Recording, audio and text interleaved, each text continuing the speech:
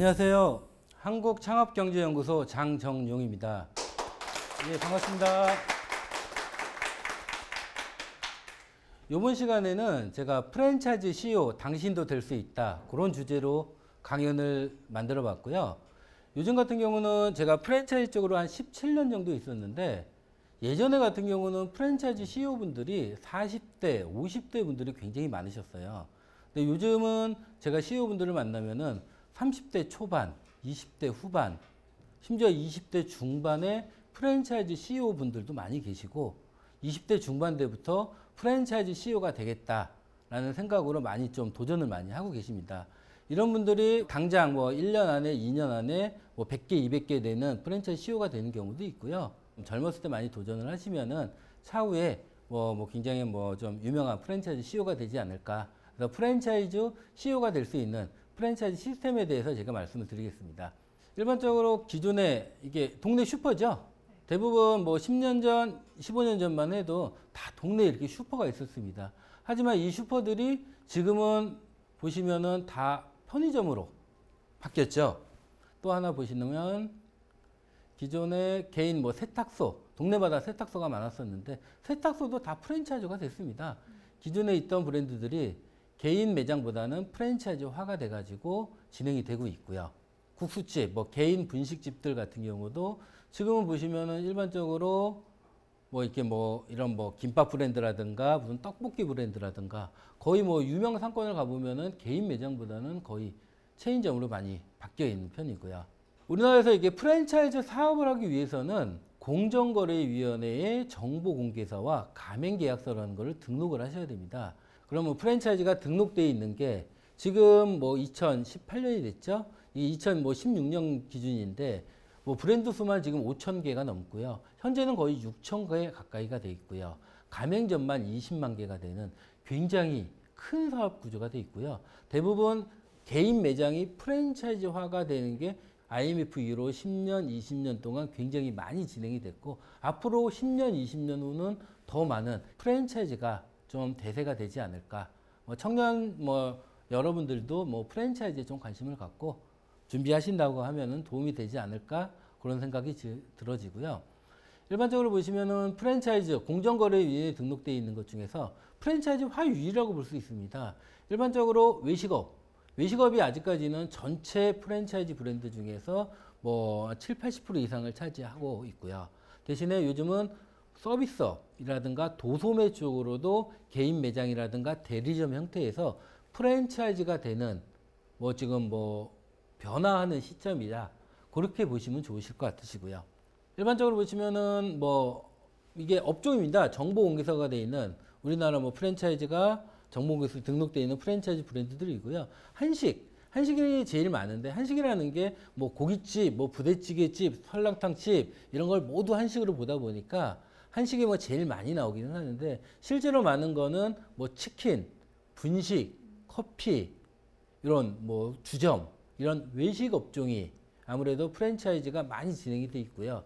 두 번째 같은 경우는 뭐 학원이라든가 이런 뭐 이게 뭐 이런 서비스업이라든가 판매업, 무슨 편의점이라든가 그런 쪽으로도 프랜차이즈가 많이 진행이 돼 있고, 앞으로 이 업종 자체가 많이 좀 더 뭐 개인 매장으로 운영되던 업종이 앞으로는 좀 프랜차이즈로 좀 더 진행될 거로 좀 보여지고 있습니다. 뭐 요거는 지금 표를 보시면은 최근 뭐 5년 동안 뭐 개인 자영업자가 창업을 했을 때의 성공률을 하고, 뭐 프랜차이즈 편의점이 5년 동안 살아남는 비율이 돼 있는데, 개인 자영업자 같은 경우는 80% 이상이 5년 후에는 대부분 폐점을 하게 되고요. 이런 뭐 편의점 같은 프랜차이즈 같은 경우는 한 뭐 20, 30% 정도만 폐점이 된다. 물론 이게 단순 비교는 좀 안 되고요. 편의점이라는 거는 뭐 종목에 따라 가지고 프랜차이즈 본사에서 가맹점에 지원해 주는 내용이 많이 있습니다. 뭐 냉장고라든가 시설을 지원해 주다 보니까 뭐 의무 계약 기간이 있어 가지고 좀 극단적인 예를 좀 좀 제공을 한 거고요. 그래도 개인 매장보다는 프랜차이즈 창업하시는 분들이 조금 더 오래 살아남을 가능성이 많고요. 대신에 저런 부분이 있습니다. 개인 매장을 하시는 분들 같은 경우는 임수 창업이라고 해가지고 기존에 분식집 하던 거를 그대로 창업을 하시는 분들이 많이 계세요. 그 상호에 그 시설을 그대로 쓰는데 프랜차이즈 하시는 분들은 최소한 간판이라든가 인테리어라든가 뭐 프랜차이즈에 대한 가맹비가 들어간다거나 투자 금액이 좀 더 많아요. 그래서 실패했을 때 개인 창업자분들은 투자 금액이 적다 보니까 큰 실패 뭐 비용적으로 큰 비용이 좀 많이 안 나가는 편인데 프랜차이즈로 창업해서 실패했을 때는 시설 투자 금액이 많다 보니까 그 실패에 대한 리스크가 좀 더 크다. 그렇게 보시는 게 좋으실 것 같으시고요. 저희 사무실 쪽에 뭐 프랜차이즈 본사를 하고 싶다. 오시는 분들이 제가 볼 때는 일주일에 한 분, 두 분 정도 오세요. 요즘 프랜차이즈에 대한 관심이 그만큼 좀 많다는 거고요. 대부분 오시는 거에 한 70%는 대박집 사장님. 그렇죠. 어디 뭐 제일 유명한 뭐 의정부에 제일 유명한 닭발집이라든가 저기 천호동에 유명한 무슨 삼겹살집 사장님들이 5년, 10년 운영을 해보시면은 뭐 이게 지인분들이라든가 아 너 프랜차이즈 안 하냐 얘기도 많이 들으시고 손님 중에서 사장님 이거 혹시 체인점 어떻게 내요? 이런 얘기를 굉장히 많이 들어보신단 말이에요. 그러다 보니까 이분들이 프랜차이즈에 대한 욕심이 많이 생기셔가지고 프랜차이즈 브랜드를 만들겠다 많이 오시는 편이고요. 그리고 뭐 프랜차이즈를 뭐 기존의 프랜차이즈 본사 직원들이라든가 아니면은 뭐 예를 들면 뭐 치킨인데 치킨 육가공을 하시는 데서 직접 프랜차이즈 브랜드를 만든다거나 프랜차이즈 브랜드에 대해서 관심이 굉장히 좀 많은 다 그렇게 보시는 게 좋으시고요.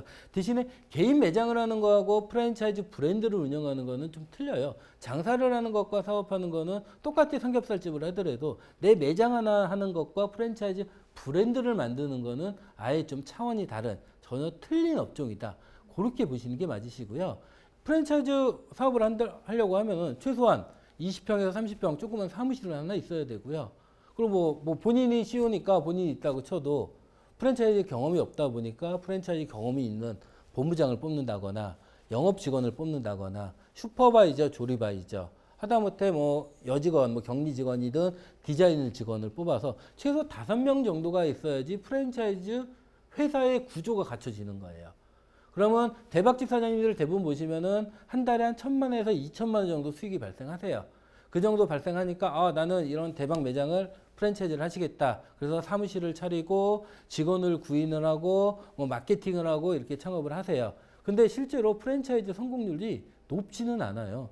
아까 말씀드린 것처럼 일반 창업자분들도 10명 창업하시면 한두 분 정도가 성공을 하는 것처럼 프랜차이즈 본사도 마찬가지예요. 10분이 프랜차이즈 본사를 만든다 하면은 실제로 성공하는 프랜차이즈 CEO분들은 뭐 그래도 뭐 최소 50개 이상은 오픈을 해야지 어느 정도 프랜차이즈다라는 느낌이 있잖아요. 그렇게 성공하시는 분들은 10% 안쪽밖에 안 된다. 그렇게 보시고요. 그래서 저희가 성공률에 대해서 좀 말씀을 드리면은 아까 말씀드린 것처럼 실제로 프랜차이즈 본사도 뭐 요즘 뭐 프랜차이즈 본사 언론에서 갑질이라든가 통행세라든가 뭐 굉장히 막 큰 수익을 발생하는 업종이라고 생각을 하는데 물론 그렇게 하시는 분들도 많이 계시는데 일반적으로 프랜차이즈 본사 CEO분들 같은 경우는 다 자기 장사를 하시다가 뭐 관련 업계에 있다가 일을 하시던 분들이다 보니까 그렇게 막 창업자분들한테 그렇게 막 너무 과한 비용을 청구한다거나 강제를 하시지는 않으시고요. 대신에 프랜차이즈 본사도 성공 확률이 10% 20% 정도만 뭐 성공을 할 수가 있고요. 대부분 보시면은 20, 30% 정도는 거의 뭐 이게 손익 BEP가 거의 맞아요. 내가 하나 개설을 해가지고 유지비를 쓰고 거의 유지하는 수준이 되는 거고 프랜차이즈 본사 하시는 분들은 개인 매장이 됐든 뭐가 됐든 나름대로 돈이 많든 창업에 대한 노하우가 있으신 분들인데 이분들도 50% 이상은 대부분 프랜차이즈 본사를 해서 실패를 하고 나간다. 그렇게 보시는 게 맞으시고요. 일반적으로 프랜차이즈 뭐 구축 절차라 그러죠. 어떻게 해야죠 프랜차이즈를 하냐. 내가 매장 하나 장사 잘 된다고 뭐 손님들이 와가지고 뭐 가맹점 내달라 해서 하나씩 이거는 10년 전 20년 전 얘기고요. 요즘 프랜차이즈 브랜드는 경쟁이 굉장히 심해요. 굉장히 프랜차이즈 브랜드만 5,000개가 넘고요. 아까 말씀드린 것처럼 전수 창업이라든가 개인 뭐 본점이라고 하시는 분들이 10,000명 이상이 있습니다. 그러면 이제 어떻게 프랜차이즈를 하냐. 프랜차이즈를 하는데 가장 중요한 거는 첫 번째는 직영 매장이죠. 최소한 내가 장사가 잘 되는 매장이 있어야지 뭐 일반 창업자분들한테 이렇게 운영을 해서 장사가 잘 됩니다에 대한 전략이 필요한 거고요. 이 직영점을 내는 것도 전략이 필요해요. 일반적으로 잘 모르시는 분들이 뭐 이렇게 자금력이 있으신 분들이 저기 홍대라든가 가로수길에 치킨집을 하는데 치킨집을 권리금 3억 주고 뭐 4억 주고 진짜 좋은 자리에 창업을 해요. 근데 가맹점주들이 창업하실 분들은 1억 갖고 창업하시는 분들이에요. 이 매장이 그 좋은 상권에서 아무리 장사가 잘 돼도 내 동네에서 들어왔을 때에 대한 안 맞는 거죠. 그러다 보니까 뭐 직영점 같은 경우도 내가 가맹점이 위치할 수 있는 입지에 창업을 해야지 그게 이게 창업자분들한테 좀 이렇게 어필이 된다. 그렇게 보시는 게 맞으시고요. 두 번째, 아이템 선정이죠. 아이템 같은 경우도 일반적으로 보시면은 어떤 아이템을 하느냐에 따라서 창업할 수 있는 개수가 틀려져요. 내가 치킨집을 한다. 우리나라의 치킨집 같은 경우는 1000개 이상도 오픈이 가능합니다. 상권 자체가. 치킨집이라는 게 뭐 아주 큰 사건이 필요한 게 아니니까요. 대신에 내가 패밀리 레스토랑을 한다. 대형 뭐 100평짜리 설렁탕집 체인점을 한다. 이랬을 때는 오픈할 수 있는 개수는 정해져 있습니다. 상권이 100개에서 200개 그 정도 상권밖에 입점을 할 수밖에 없고요. 그럼 내가 어떤 아이템을 창업을 할 거냐, 어느 정도 개수를 오픈할 수 있는 아이템을 창업을 할 거냐에 대한 고민이 좀 필요하시고요. 세 번째, 네이밍이나 상표 등록입니다. 프랜차이즈를 하시는 데서 가장 중요한 거는 상표권을 프랜차이즈 본사가 갖고 있어야 돼요. 그렇잖아요. 그래야지 내가 가맹비를 받거나 해서 가맹점을 내줄 수가 있는 거고, 흔히들 얘기하시는 뭐 잘 아시는 게 예를 들어 김밥천국 아시죠? 김밥천국 프랜차이즈 본사가 몇 개인지 아세요? 본사만 5개가 넘어요. 왜 넘냐? 김밥천국은 상표권이 없어요. 예를 들어서 김밥이라는 뭐 명사하고 천국이라는 명사를 합쳐진 거를 누구한테 하나만 상표를 줄 수가 없어요. 서울 분식이다.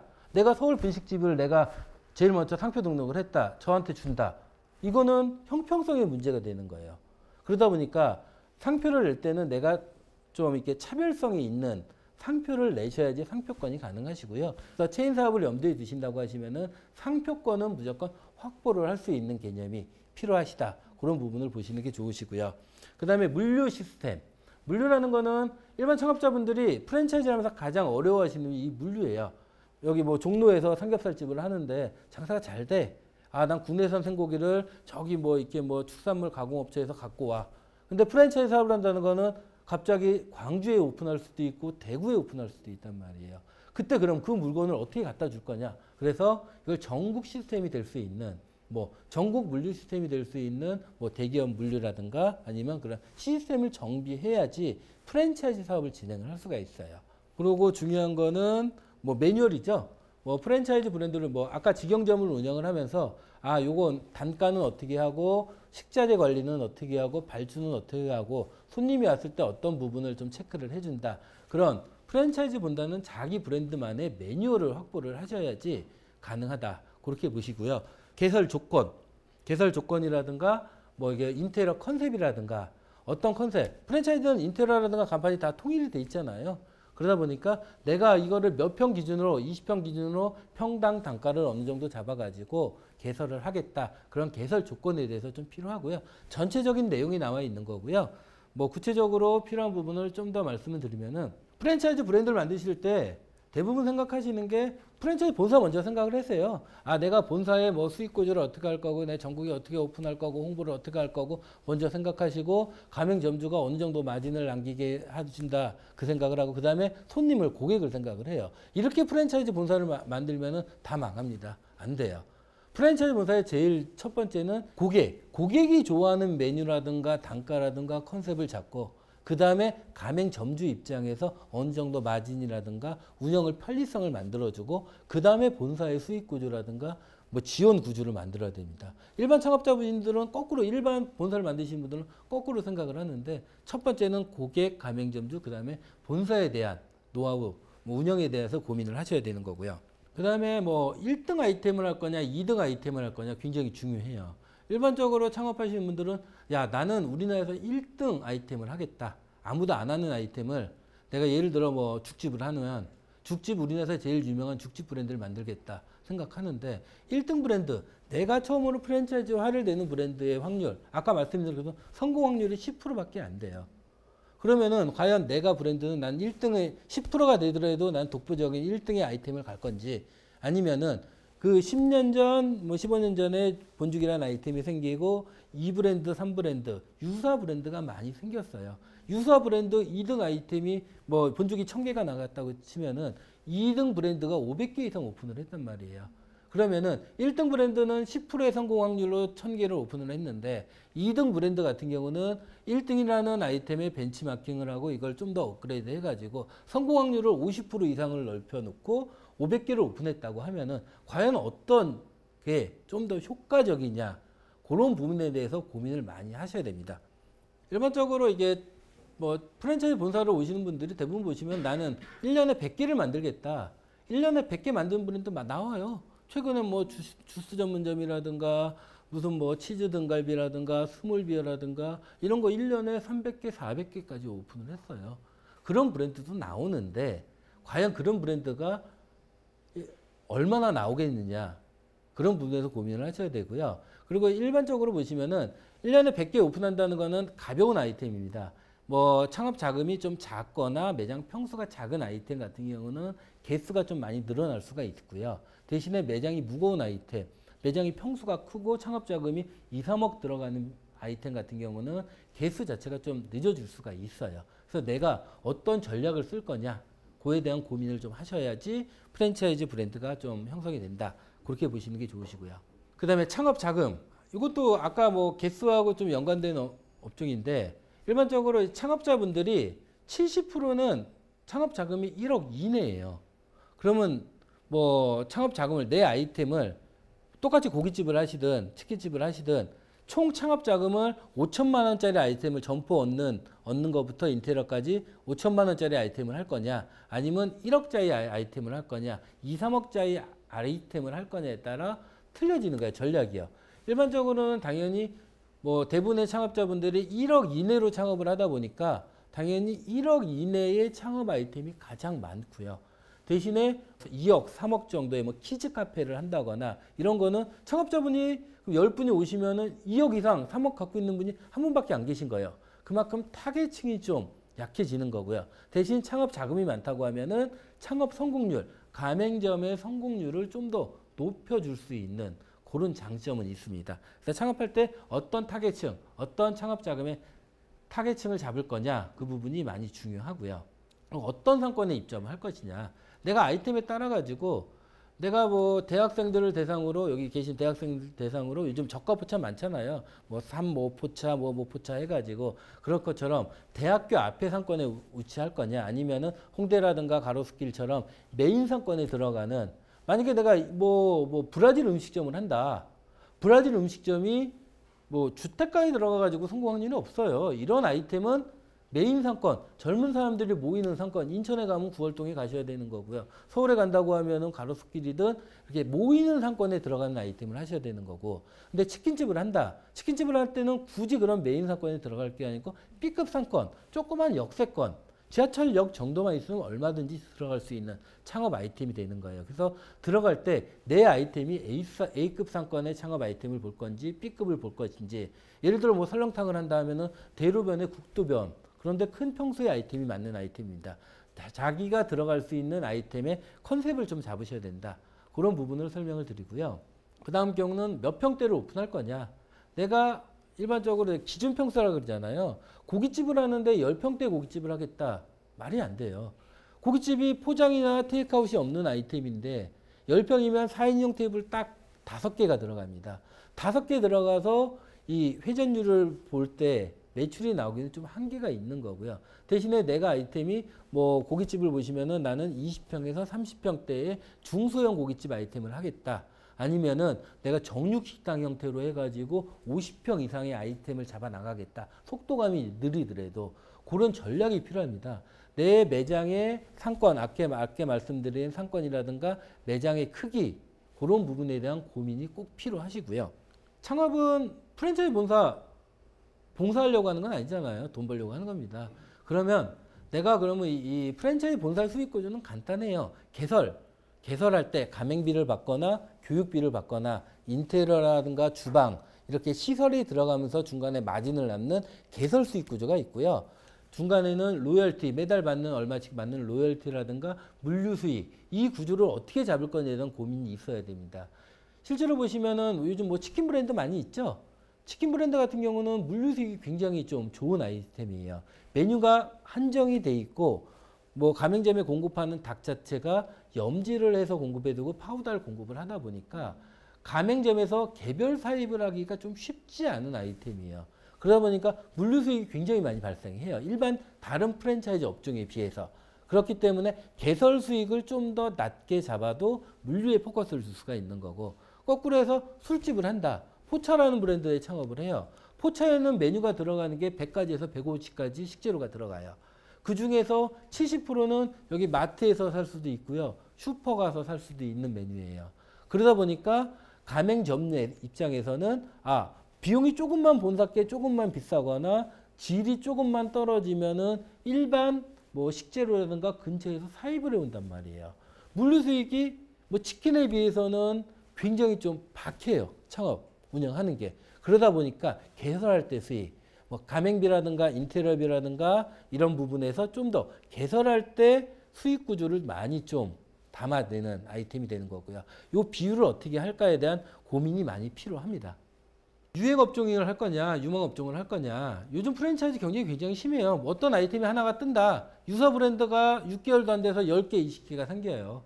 굉장히 좀 프랜차이즈 본사들이 어렵다 보니까 서로 벤치마킹이 굉장히 많고요. 근데 유행업종과 유망업종의 차이는 생각보다 별로 없어요. 뭐 최근에 유행했던 뭐 스몰비어 같은 경우 처음에 오픈할 때 유망업종이었죠.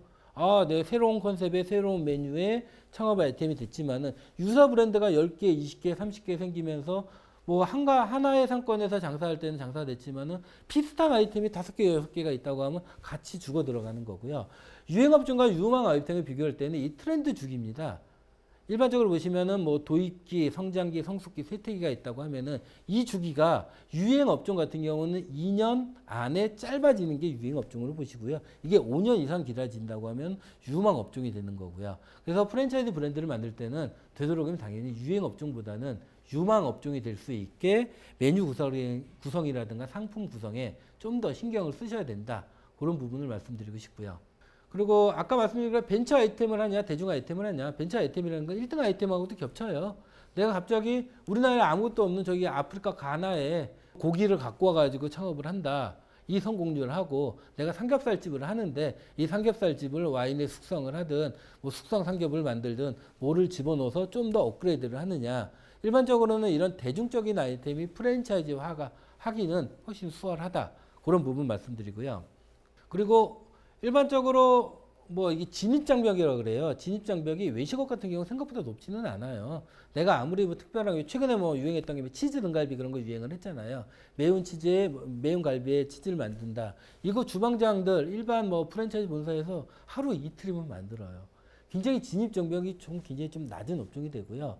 대신에 업종에 따라 가지고 조금 진입장벽이 좀 높은 외식업은 좀 낮은 편이고 예를 들어 요즘 같은 경우 뭐 코딩 학원이라든가 이런 아이템이 프랜차이즈화가 많이 되거든요. 근데 코딩 학원이 좀 잘 된다 해서 일반인들 내가 코딩을 배워서 코딩 재료를 만든다거나 그건 쉽지는 않아요.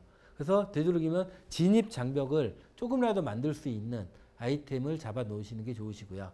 아까 말씀드린 것처럼 이게 뭐 창업 아이템의 사이클이에요. 도입기, 성장기, 성숙, 쇠퇴기라고 하면은 창업 프랜차이즈 브랜드도 되도록이면 도입기하고 성장기 사이의 아이템을 선택을 하셔가지고 들어가시고 그래서 뭐 아이템 자체가 좀 길게 유지가 될 수 있어야 되는데 뭐 가끔 보시면은 아예 그냥 뭐 성숙기나 쇠퇴기에 돼 있는 아이템이 너무 좀 오래되거나 조금 약간 좀 노쇠된 아이템을 선택하셔서 들어가신다고 하면은 프랜차이즈를 확장해 나가는 데는 굉장히 조금 어려움이 있지 않을까 그런 생각이 지어지고요.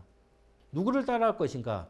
일반적으로 프랜차이즈 본사는 하늘에서 뭐 어떤 창업 아이템 하늘에서 떨어지는 아이템은 없어요. 뭐 보시면은 원조에 대한 논쟁이 많아요. 내가 어디 뭐 간장게장 원조다.